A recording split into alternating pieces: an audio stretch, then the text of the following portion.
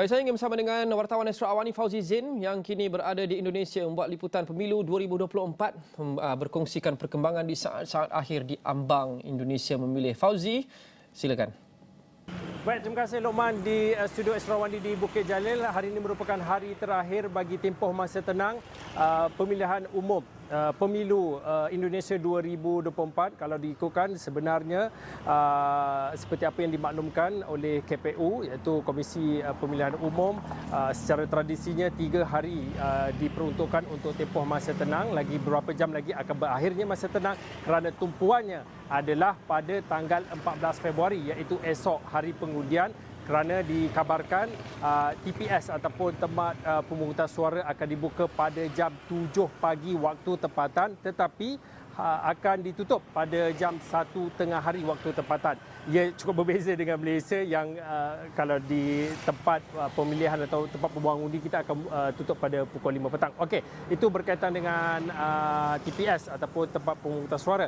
Saya nak kongsikan kepada anda, saya sebenarnya berada di Jalan Kemanggisan di Palmerah, Jakarta Barat, Jakarta ini kerana sebentar tadi baru saja selesai saya menunggu buah seorang pengamat politik, Dr. Lily Yuliadi daripada BINUS ataupun Bina Nusantara University, yang mana beliau memberi sedikit pandangan dan juga analisis awal apa yang akan berlaku pada tarikh 12 esok, pada tanggal 12-14 Februari, iaitu soalan yang cukup popular saya kira antara adakah akan berlaku putaran 1 ataupun putaran 2. Dan sama seperti kebanyakan pengamat politik yang kami jumpa ataupun kami temui, rata-ratanya berkongsi pandangan yang hampir serupa. Kemungkinan besar akan berlaku 2 putaran berdasarkan survey-survey yang telah pun dijalankan di lapangan.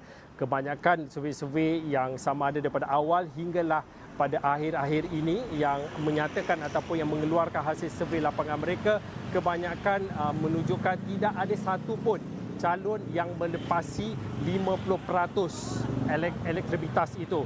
Dan kalau berdasarkan sifir politik untuk nak menganalisis ataupun menganalisa survey itu, diperlukan lebih pada 50% ataupun kalau nak selamat itu lebih pada 55% ataupun ke atas untuk memastikan kewajaran ataupun sejauh mana realnya ataupun seberapa betulnya jumlah ataupun akan diterjemahkan kepada angka sebenar bagi pemilu 2024. Okey, itu satu. Yang keduanya kalau saya nak berkongsikan berkaitan dengan pada sebelah pagi tadi, editor Astro Awani Ehsan Yahya turut berkesempatan bersama dengan wartawan-wartawan lain daripada Tempo Magazine, daripada seorang lagi daripada wartawan media asing bukan daripada Malaysia, yang mana kesemuanya dikumpulkan untuk berkongsi pandangan melihat kepada kempen yang berlangsung selama 75 hari masa tenang, apa isu-isu yang dibangkitkan, samalah seperti isu demokrasi yang cukup dikritik hebat di bawah kepimpinan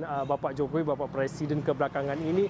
Intervensinya malah isu dan juga berkaitan dengan dokumentari di Tibuk juga turut dibincangkan ataupun dibahaskan dalam sesi rakaman, saya kira rakaman bual bicara atau berbual keluar sekejap yang dikelolakan oleh Syariah Hamdan, dan pastinya itu juga antara sebahagian liputan yang perlu kami hadiri sepanjang hari ini.